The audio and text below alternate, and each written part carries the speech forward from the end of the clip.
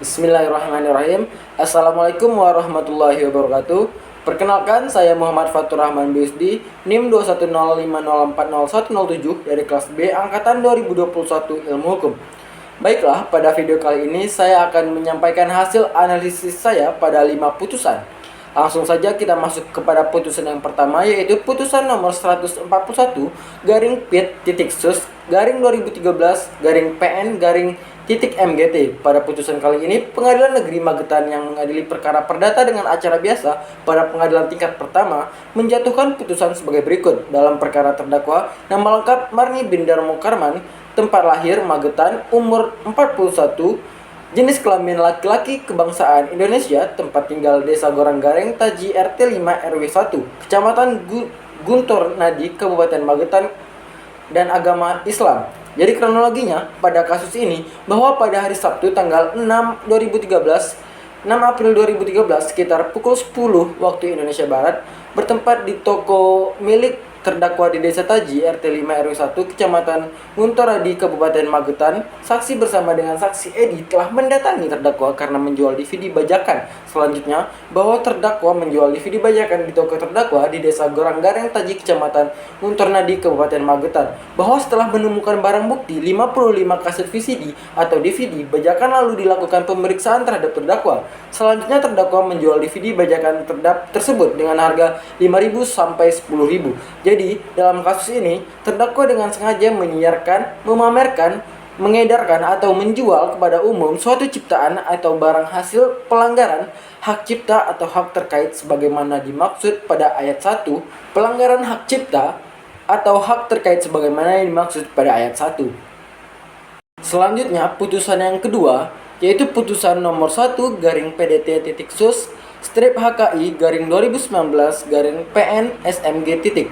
Pada kasus kali ini, PT Intersport Marketing sebagai penggugat melawan PT Sekar Lestari sebagai tergugat.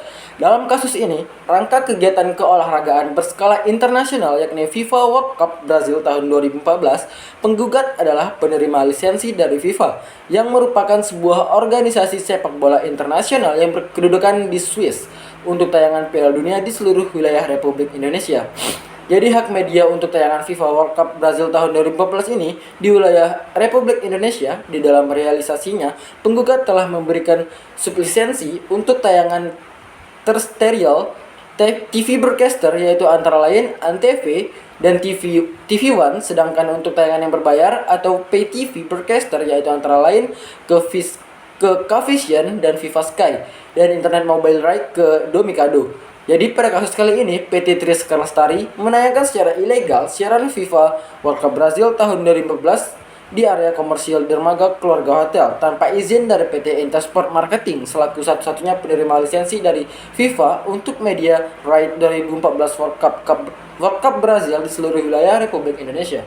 Selanjutnya masuk ke putusan yang ketiga, yaitu putusan nomor 7 garing PDT titik sus strip haki garing cipta garing 2019 garing PN Niaga SBY. Pada putusan kali ini, PT Kastari Sentra Media yang beralamat di Jalan Batan Indah, Blok B31, Situ Tanggarang, Selatan Banten, sebagai penggugat melawan yang pertama CV Karisma Mitra Semesta yang beralamat di Jalan Tanjung Batu nomor 21 Stan 10 Kelurahan Perak Barat, Surabaya, Jawa Timur.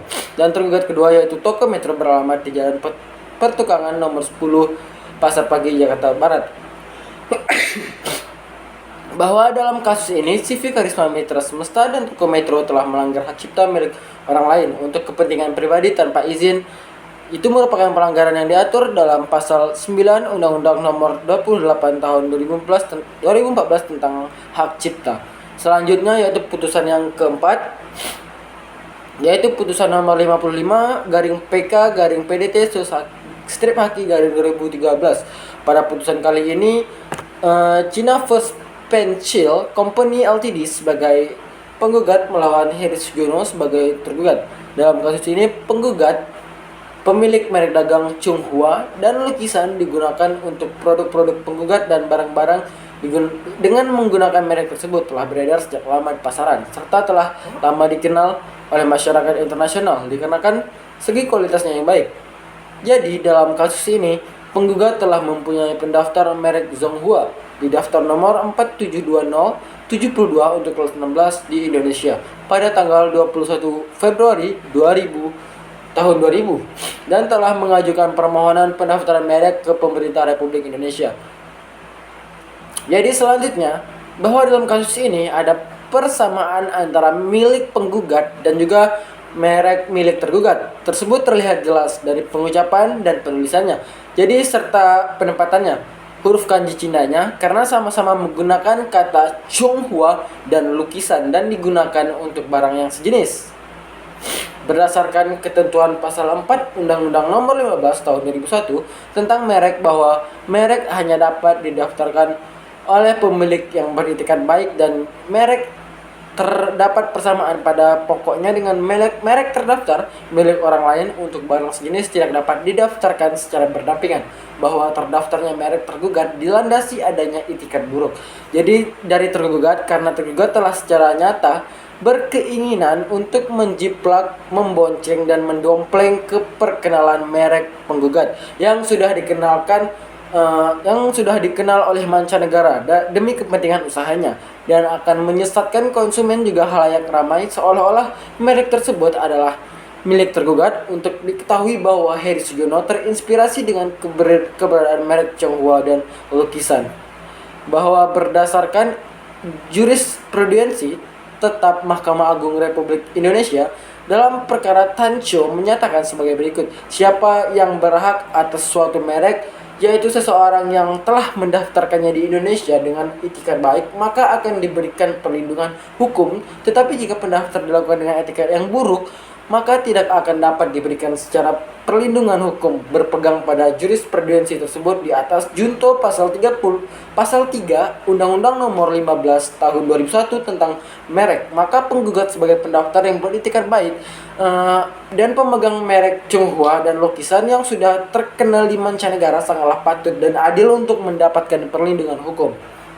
Selanjutnya yaitu putusan yang terakhir, yaitu putusan nomor 57 garing PDT titik sus strip merek garing 2019 garing PN Niaga Jakarta Pusat. Dalam kasus ini sebagai penggugat yaitu Ruben Samuel Onsu melawan PT Ayam Geprek Beni Sujono sebagai tergugat. Dalam kasus ini sudah jelas dan nyata bahwa merek bensu milik penggugat telah dimohonkan sejak tanggal 3 September 2015 dan terdaftar pada tanggal 7 Juni 2018 serta mendapatkan perlindungan sampai dengan tanggal 3 September 2025. Maka dengan demikian sangatlah patut dan berdasarkan hukum jika penggugat merupakan pendaftar pertama, pemilik satu-satunya yang sah atas merek bensu di Indonesia, serta mempunyai hak tunggal untuk memakai merek tersebut. Selanjutnya merek tergugat ada kesamaan dengan merek penggugat, yaitu Ayam Geprek Bensu Sedep Bener. Di mana di situ ada kata bensu yang identik dengan singkatan nama penggugat, yaitu Ruben Onsu, yang telah dikenal oleh khalayak ramai sebagai artis yang berkiprah di industri hiburan televisi sebagai pembawa acara atau MC sejak tahun 2006 sampai dengan saat ini. Cukup sekian pembacaan putusan dari saya. Apabila banyak kesalahan dan kekurangan, saya mohon maaf. Saya akhiri dengan Assalamualaikum warahmatullahi wabarakatuh.